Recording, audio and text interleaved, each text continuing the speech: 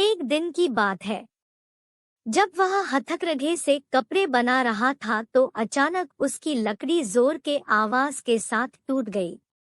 अब तो गरीब जुलाहा बहुत दुखी हो गया और सोचने लगा कि अब वह क्या करे। लेकिन बहुत देर सोचने के बाद उसकी पत्नी के कहने पर वह करघे के लिए दूसरी लकड़ी लेने जंगल चला गया। जंगल में जाकर उसने एक बहुत बड़ा पेड़ देखा जिसकी बहुत सारी टहनियां नीचे लटकी हुई थी।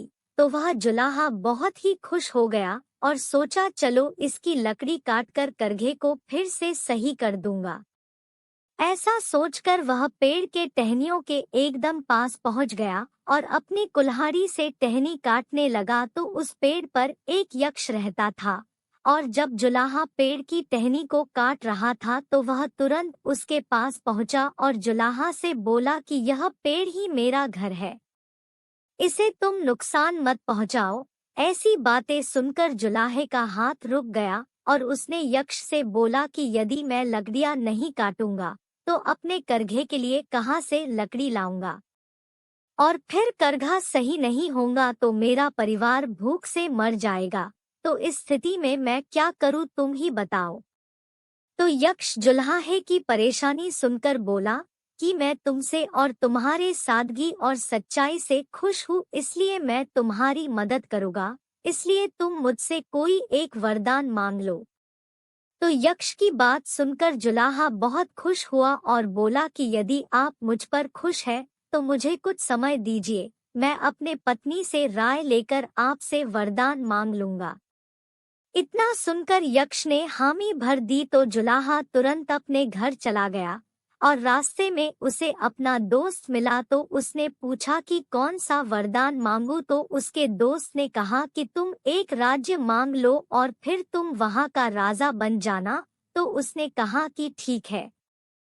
अब घर जाकर उसने अपनी पत्नी को सारी बात बता दी और अपनी पत्नी से कहा कि कौन सा वरदान मांगू। तो उसकी पत्नी ने कहा कि हम लोग गरीब हैं, हमें राजपाट से क्या मतलब, राजा बनना तो बड़ों का काम है, हम तो जुलाहे हैं, हम लोग ज्यादा से ज्यादा कपड़े बुन सके, इसलिए आप 2 हाथ और मांग लो जिससे आप ज्यादा कपड़े बुन सकोगे और फिर हमारी कमाई भी दोगुनी हो जाएगी और फिर हम अमीर हो जाएंगे।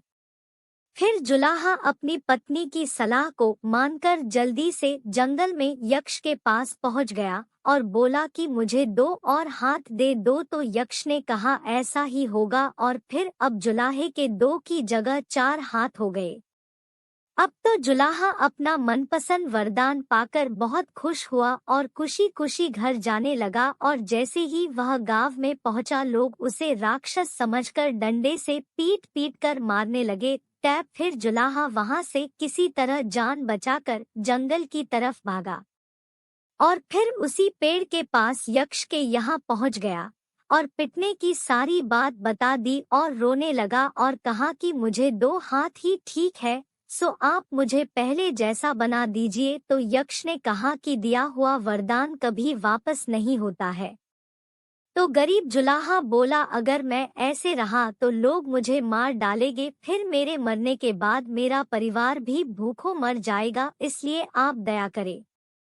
जुलाहे की बात सुनकर यक्ष को दया आ गई और उसे फिर पहले जैसा बना दिया और कहा कि अपनी जीवन में कभी भी दूसरों की सोच से नहीं खुद की सोच से चलना सीखो तो कभी भी परेशान नहीं होगे। तो जुलाहा बोला अब ऐसा ही होगा और फिर जुलाहा कोई भी काम करता तो अपनी सोच और विचार से। तो आपने देखा कि किस प्रकार जब हम दूसरों की सोच पर निर्भर हो जाते हैं तो हमें ही परेशानी उठाना पड़ता है। इसलिए हम जो कुछ भी करें खुद की सोच विचार से, न कि दूसरों की राय पर, क्योंकि दूसरों की राय सही भी हो सकती है और गलत भी। जैसा कि कहा भी गया बिना विचारे जो करे सो आगे पछताए, इसलिए जो भी कुछ करे उसके लिए खूब विचार कर ले। इस कहानी से हमें यह शिक्षा मिलती है कि खुद की सोच से सोचना और करना कहीं अधिक सही है जितना कि दूसरों की सोच अनुसार चलना। धन्यवाद दोस्तों, आपका दिन शुभ हो। अगर आपको यह कहानी अच्छी लगी हो और आप इसी तरह की और कहानी सुनना चाहते हो तो मेरे चैनल को सब्सक्राइब व कहानी को लाइक जरूर